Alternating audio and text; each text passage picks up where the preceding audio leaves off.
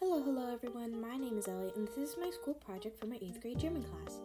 Everything including websites used, music, and photos used in this video are in the description below. Now that's out of the way, I'd like to get started. On with the plans. So day 1, I arrive at the Frankfurt airport anywhere between 12 and 3 with my good friend Marie, who, by the way, doesn't speak German at all. So I suspect I would be doing a lot of translating for her since she only knows French and English. Shouldn't be too hard, I guess. So when we get off, I expect us to be extremely jet-lagged and tired, so I don't have much planned for today.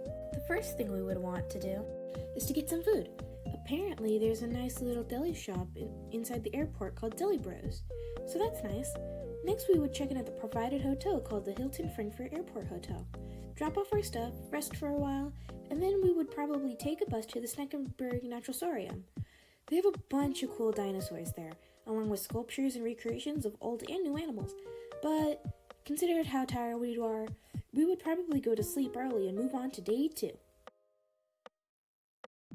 So now that we're at day 2, it wouldn't matter if we wake up early or late, because we would be going sightseeing and looking around and probably getting over culture shock.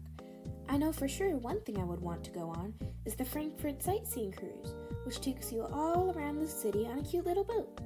Marie and I would probably be content not doing much.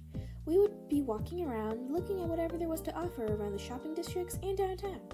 However, I do have dinner planned at a restaurant called Hares in Africa's Town, which has tons of traditional African foods to try out. Not exactly German, but close enough.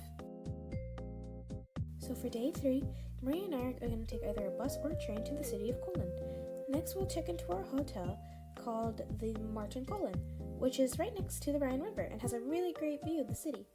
Also, I have a trip planned to go to the Rural Castle, and I always wanted to go to a castle, and now I can. After our castle tour, I want to go into the Cologne Triangle, which is a tall glass sightseeing tower that has labels on the floor and windows that tell you if you stand here, you can see this landmark. I think that's really cool and innovative. For dinner, for sure, I know I would like to go to Mongo's, which is an Asian restaurant right under the tower, and the best possible way I can describe it is saying that it's a fancy Asian Subway. They let you pick out everything in the meal and cook it right in front of you, like hibachi. Day 4 is another travel day where we go to Dusseldorf. When we get there, Maria and I would more than likely go to the Pomerade and look around in the old town. But before that, we would check into our hotel called the Inside Dusseldorf Haften. While at the Pomerade in an old town, we'll have lunch and then go to the Schloss Benrath, another castle, but this time it's pink. Bet you didn't expect that. So for day 5, we're going to Hamburg. So obviously we're going to check into our hotel, this time called the Haften Hamburg Hotel. After checking in, Marie and I are going to have lunch at the Wild Park restaurant, which is surrounded by a cute little garden. After lunch, we're going to go to the Miniature Wonderland and the Chocolatorium, both of which I've always wanted to see. The Miniature Wonderland is a small, large city, and the Chocolatorium is a chocolate museum. There's actually another chocolate museum that I wanted to visit in Cologne, but we didn't have enough time, so I'm glad we could go here in Hamburg.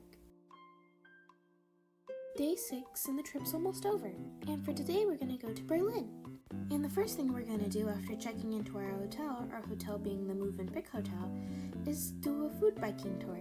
The tour we're doing is called The Story of Berlin Told Through Food, which is a biking tour that, tells the history of Berlin through food. Our tour is 4.5 hours, so we're not doing much else but getting ready for day 7.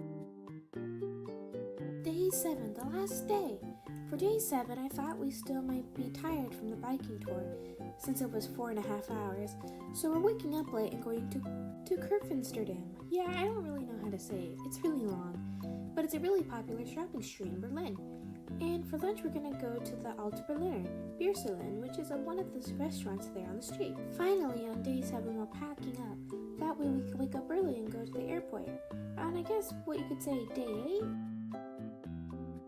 Whether you can or not, we're leaving today. Marie and I are going to the Brandenburg International Airport really early. That way we can go home at a normal time. But anyway, what do you guys think? Do you like my plans? Anyway, thank you for watching and goodbye!